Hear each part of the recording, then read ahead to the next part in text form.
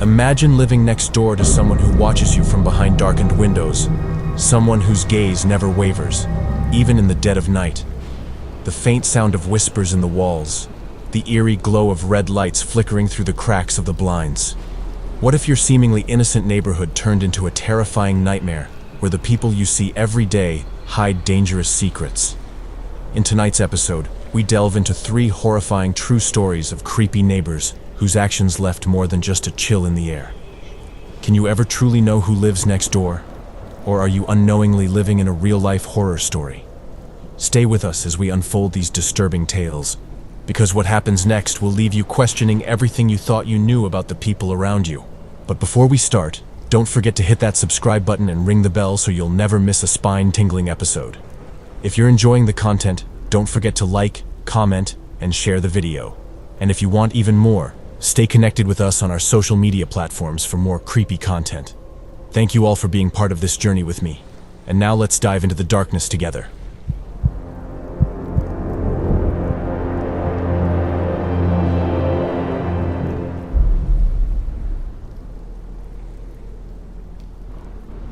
This story takes place around 2010 when I was just 10 years old. I lived in a small suburban neighborhood with streets lined by rows of houses, each with little front lawns and driveways. Our house sat on the corner of one of these streets, and behind our house, there was a narrow alleyway that ran through the backyards of the homes on either side. My backyard faced this alley, which, while unremarkable during the day, always seemed a little eerie at night. Our house was fairly normal, nothing extravagant but cozy and safe. The neighbors were friendly enough, and I spent most of my time riding my bike or playing with friends in the front yard or the nearby park. However, there was one house in particular that stood out among the others. It was the house of the elderly woman who lived directly on the other side of the alley. I never knew her name, and she never really introduced herself to anyone. She was an odd figure, to say the least. Quiet, withdrawn, and almost reclusive. She was in her late 70s or early 80s, with a hunched back and a face that seemed frozen in an eternal frown. She lived alone in that old house. From the outside, it was unremarkable, just like the others. But there was something unsettling about it. Something about the way she kept her windows covered. Her house wasn't like the others, where windows were usually left open, allowing light to pour in. Instead, she had all her windows spray painted over with dark, thick paint. It was so dark that it was impossible to see inside, and this always struck me as odd. I wondered why she would do something like that, but as a child, I never questioned it too much. What truly set her apart was how she acted. The woman would stand at her window, peeking out between the gaps in the spray paint, and she would watch everything. She always had an intense stare, and it didn't matter what time of day it was. She seemed to always be looking. I remember when I was playing in the backyard, I would catch a glimpse of her staring at me from the corner of my eye, her pale face shadowed by the spray-painted windows. And at night, the strangest thing would happen. She would leave her blinds open and let a bright red light shine out into my bedroom. I couldn't explain it, but there was something about that red glow that unsettled me. It would come through the windows and bathe the room in an eerie hue, making it hard to sleep. But that wasn't the worst part. Sometimes, around midnight or later, I would hear her screaming from her house, shouting things like, "Get out of here," or "I can't stand you." Her voice would crack in the silence of the night, and though I never understood what she was so angry about, I felt like it was somehow directed at us, specifically me and my family. The insults, the cold stares, something about it felt like she just couldn't stand us being there. It wasn't just my imagination. My parents noticed her behavior too, though they were more concerned about her mental state than anything else. I overheard them talking about her a few times, wondering whether she was just a lonely old woman, or if there was something more sinister going on. They said it was like she was obsessed with us, but we never spoke to her, never approached her. After all, it wasn't worth the trouble. One morning, during the middle of winter in February, I woke up to find that I had missed the bus to school. My dad told me to wait outside by the car while he went back into the house to grab his keys, assuring me he would be right out. I reluctantly stood there on the porch, trying to ignore the cold air as I waited. That's when I saw her, emerging from the alleyway behind our house, She was walking slowly, almost creeping, her figure hunched and bent as she moved toward me. At first, I thought nothing of it. But then, as she got closer, I noticed something behind her back. She was holding something big and metallic. My heart skipped a beat as I realized she had a large kitchen knife in her hand, hidden behind her back, just out of sight. Before I could even process what was happening, she suddenly lunged at me, sprinting across the yard with the knife raised above her head. I froze, my mind racing. In that moment, everything felt like it was happening in slow motion, but at the same time, my body instinctively reacted. I ran, faster than I had ever run in my life, and sprinted straight toward the back door. My heart was hammering in my chest, but I somehow managed to reach the door and slam it shut behind me. I locked it as quickly as I could, not daring to look back. I could hear her footsteps pounding on the ground as she reached the porch. But she didn't try to force her way inside. She simply stopped there, standing on the neighbor's porch, her eyes locked onto the house as if waiting for something. I couldn't breathe. My dad had heard the commotion and rushed outside, shouting at her to leave. She sneered at him and muttered something about getting rid of all the annoying kids in the neighborhood. I didn't understand what she meant, but I could hear the venom in her words. My dad immediately called the police, who arrived not long after. The officers spoke to her briefly, told her to go back inside, and then left. It was clear that they didn't take her seriously. Later, an ambulance came to take her away. The whole ordeal felt surreal, like something out of a nightmare. But in the end, nothing came of it. The police didn't press charges, and my parents were left to attend some kind of court hearing later, though they never told me what happened there. All I knew was that the woman was taken away, and for a time, there was peace. I didn't see her again for almost a year. That was until late November when the first snowfall of the season arrived. I was so excited to play outside, and I hurried to the front door to run out into the fresh snow. But as soon as I opened the door, I stopped dead in my tracks. There she was, standing on our front porch, facing the street. The sight of her made my stomach drop. She was still wearing that same cold expression, her thin, crooked figure standing motionless in the snow. The red light from her window still glowed faintly, though I wasn't sure if it was real or just a memory haunting me.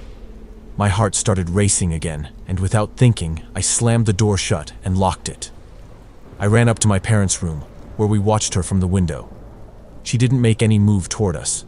She simply turned and walked down the street, disappearing into the distance without a word. We moved away shortly after that, unable to stay in the house with the memories of what had happened.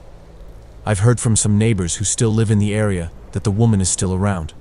They say her windows are still covered in spray paint, and she's still there, lurking in the background, watching, waiting. But even though the fear has faded over time, there's still one thing that I can't shake. The sight of knives still sends a chill down my spine. That red light and her chilling stare never fully left me. They're still with me, lingering in the back of my mind every time I see something sharp and gleaming.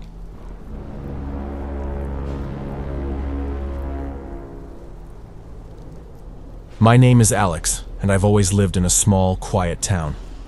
The kind of place where everyone knows everyone else, where you wave at your neighbors as you walk down the street, and where the days feel safe and predictable.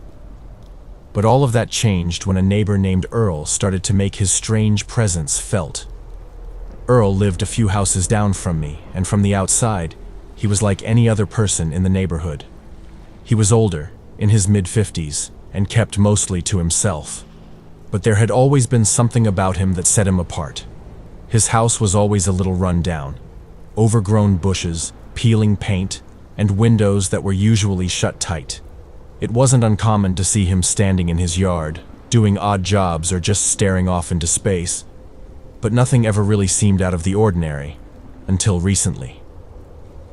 It started a few weeks ago when my friend Marcus came over to hang out.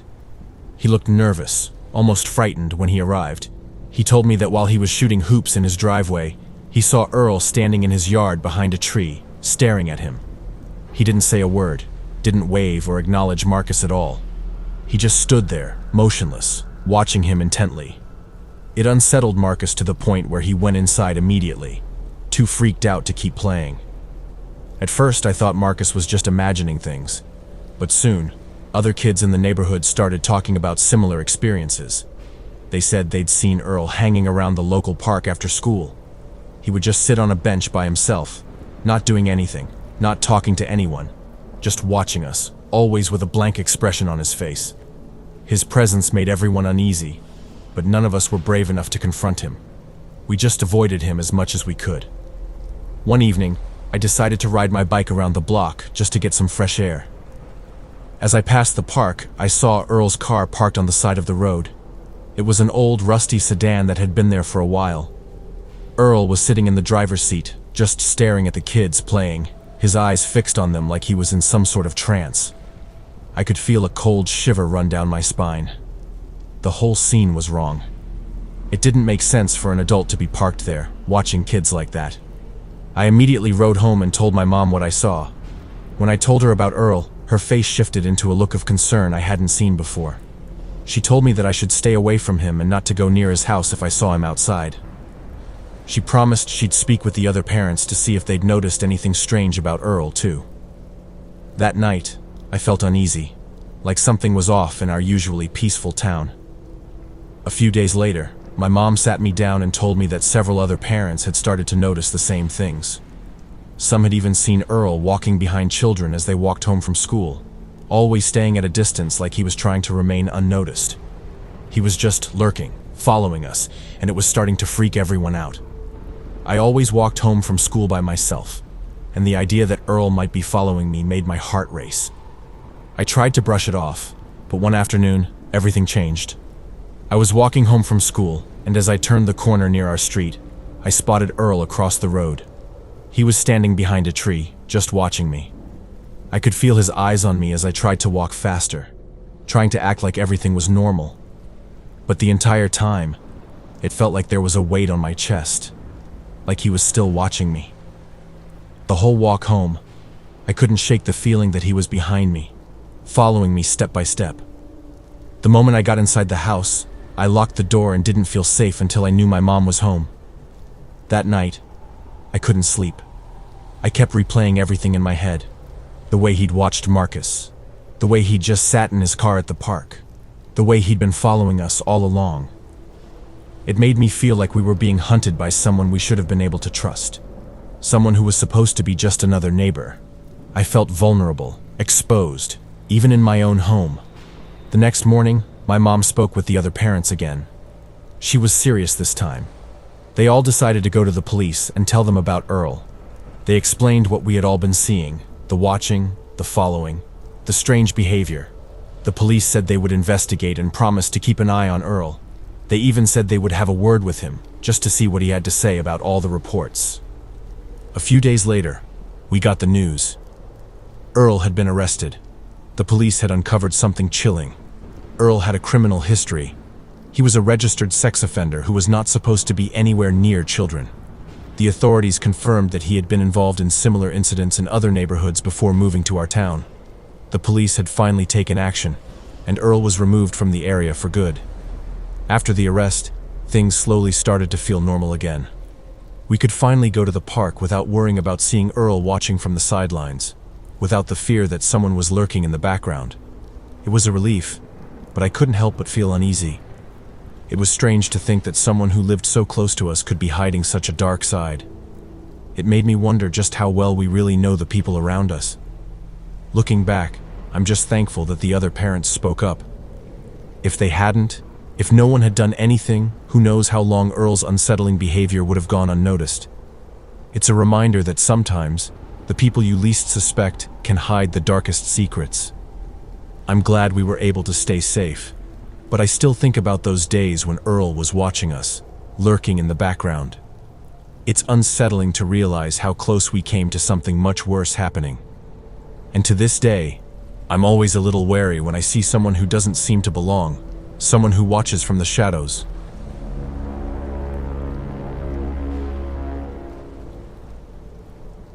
When I was in my late teens, I was still living with my mom and stepdad. Even though I had a job, I stayed home to save up money. My stepdad, however, wanted me to move out as soon as I could afford it. Our relationship had been rocky for a while, and I could tell that his desire for me to leave had a lot to do with it. They gave me a few months to figure things out, so I began searching for a place online. Eventually, I found a small apartment that seemed affordable. It was on the second floor of an old 4-story building, and the building didn't have an elevator. Instead, I had to climb creaky wooden stairs to get to my unit. The apartment itself was nothing special.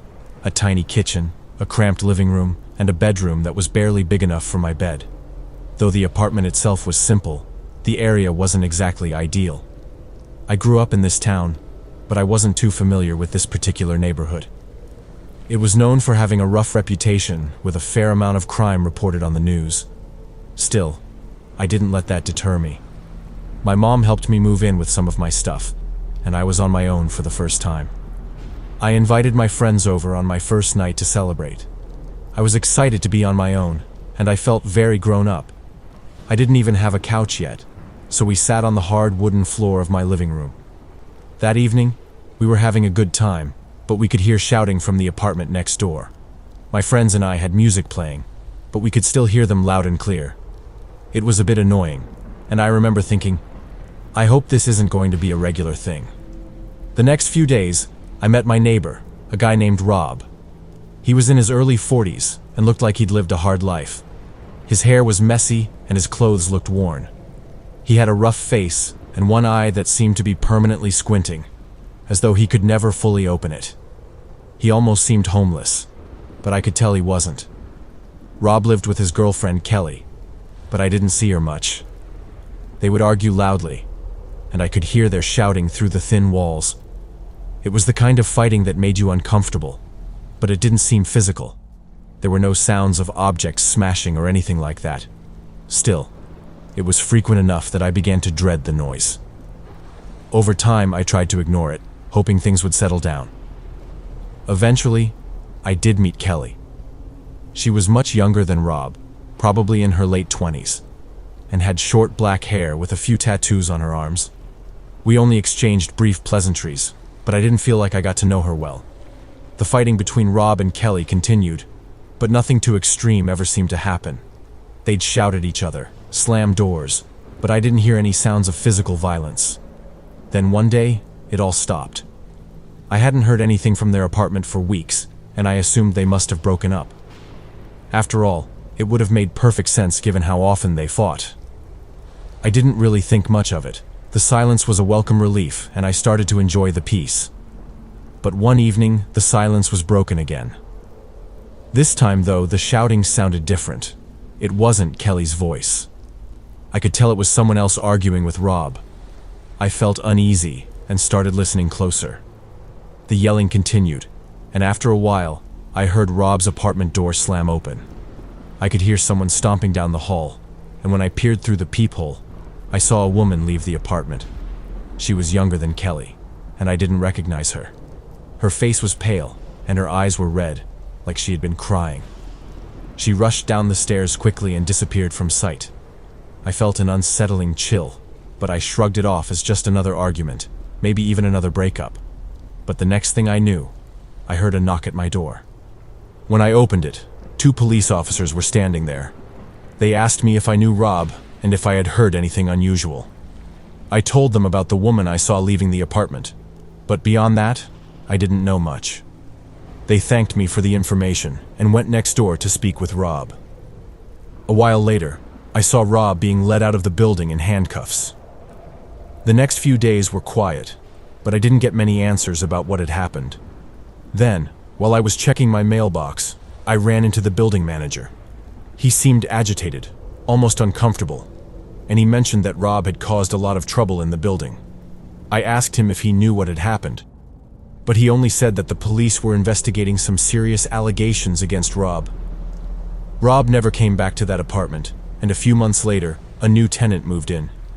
Eventually, the news broke that Rob had been charged with assault. The woman I had seen leaving his apartment had accused him of serious criminal behavior. It made me wonder about the things that had been going on behind closed doors.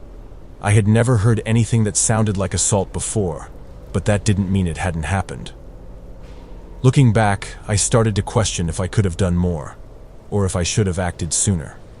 But at the time, I didn't know what was really going on behind those walls. It's a haunting thought that I could have been living next door to someone capable of such dark things, and I'll never really know how long it had been happening before the police got involved.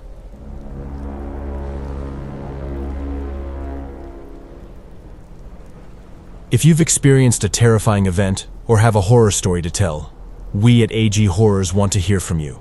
Share your experiences with us on Reddit, and let's uncover the mysteries hiding in the shadows together.